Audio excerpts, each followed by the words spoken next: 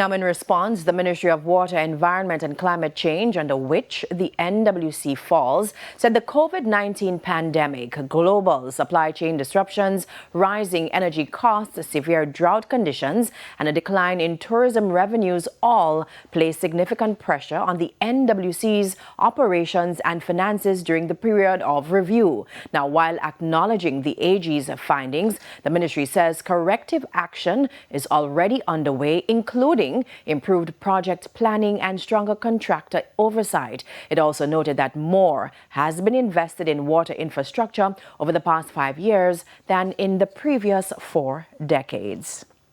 And staying with that story, because the opposition spokesman on water, environment and climate change, Ian Hales, has expressed serious concerns following the tabling of the AG's performance audit report on the NWC.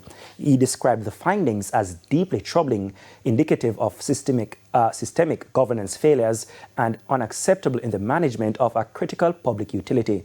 Mr. Hales says Jamaicans deserve a water authority that is transparent, financially sound and accountable to the Jamaican people.